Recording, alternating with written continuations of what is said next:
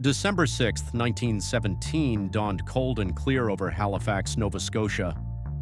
Dock workers stamped their boots against the frost as gulls wheeled above a harbor crowded with merchant ships and naval escorts. None of them knew the morning would end with a blast more powerful than any the world had yet seen. The North Atlantic was a war zone.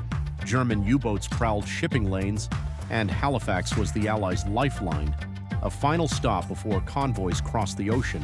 By mid-morning, the city would suffer a chain of accidents so unlikely it defied belief, yet every detail is etched into history. Halifax in 1917 pulsed with wartime energy.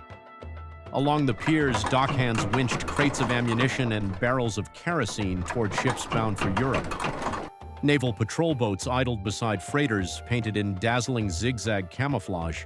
Among the arrivals was the French freighter Mont Blanc, outwardly ordinary but carrying nightmare cargo, 2,300 tons of picric acid, 200 tons of TNT, barrels of benzol, and gun cotton stacked like cordwood. International law required a red flag to signal explosives, but secrecy ruled the day. The Mont Blanc steamed in flying only the tricolor of France. Meanwhile, the Norwegian relief ship Imo, light after discharging medical supplies, prepared to leave. The narrow channel, the Narrows, barely fit two ships abreast, yet wartime schedules pressed. Shortly after 8:40 a.m., the Imo advanced faster than the harbor pilot advised. Tug signaled caution. The Mont Blanc answered with its own whistle. Confusion reigned. Each vessel altered course, each expecting the other to yield. Instead, they edged closer, hemmed in by shoals and piers. Passers-by along the waterfront sensed danger they could not name. At 8:46 a.m., the inevitable happened. The Imo's steel bow scraped across the Mont Blanc's starboard side, ripping open plates and spilling benzol that ignited instantly. The Mont Blanc's captain and crew understood at once. They abandoned ship, rowing frantically toward the Dartmouth shore while shouting warnings few could hear above the growing chaos. Downtown, streetcars clanged along Barrington Street. Children walked to school. Shoppers paused to watch the strange pillar of smoke rising above the harbor. No one on shore realized the burning freighter carried more explosive power than any weapon humanity had ever detonated. As flames climbed higher on the Mont Blanc's deck, curious Haligonians poured toward the waterfront.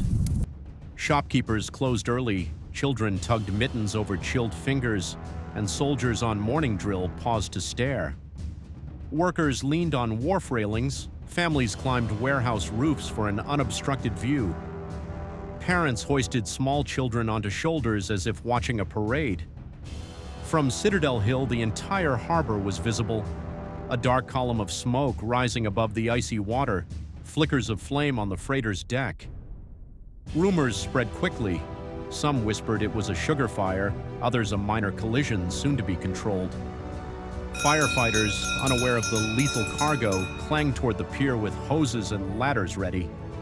At exactly 9:04 a.m., the Mont Blanc erupted, a flash so blinding witnesses compared it to a second sun.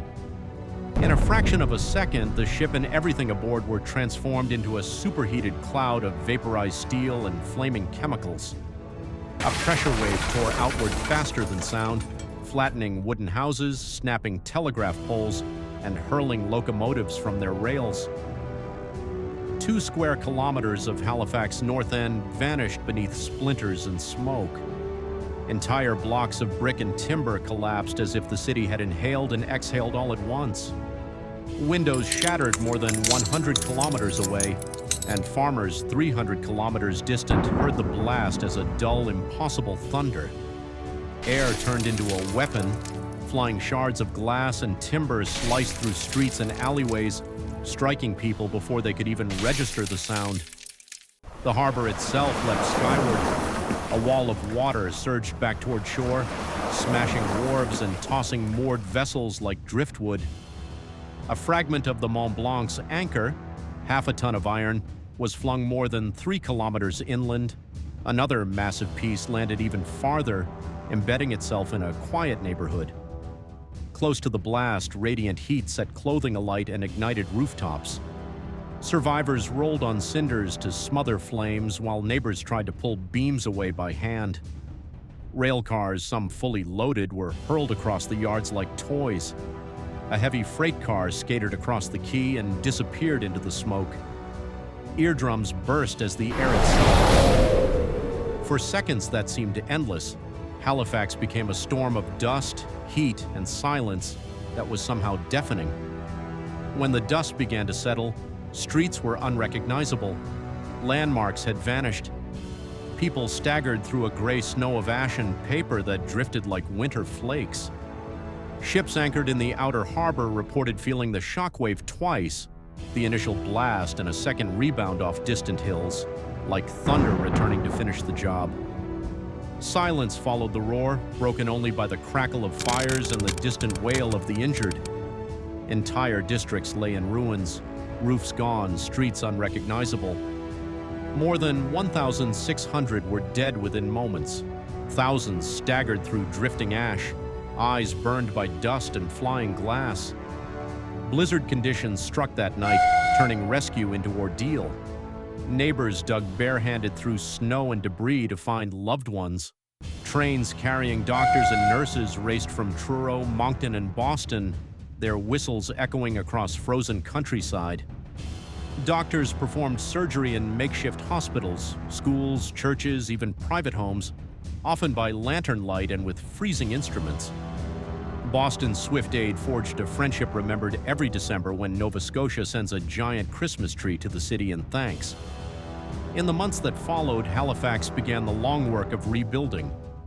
Architects and planners designed entire new districts with wider streets, stronger building codes, and modern sewage and water systems, innovations that shaped Canadian urban planning for decades.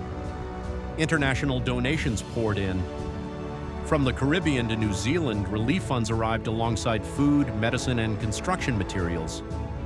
The rebuilt neighborhood stood as a testament to cooperation and resilience, proof that a city could rise stronger after total devastation. Scientists continue to study the Halifax explosion to understand shockwaves, pressure effects, and disaster response. Its data shaped everything from modern building standards to emergency planning across the world. The blast remained the largest human-made explosion until the atomic bomb at Hiroshima nearly 3 decades later.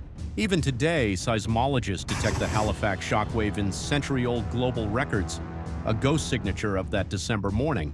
Modern Halifax keeps the memory alive with plaques, museums, and the annual gift of a giant Christmas tree sent to Boston, whose quick aid saved countless lives. More than a century later, the shockwave of December 6, 1917 still travels through history, a reminder that ordinary mornings can change the world forever.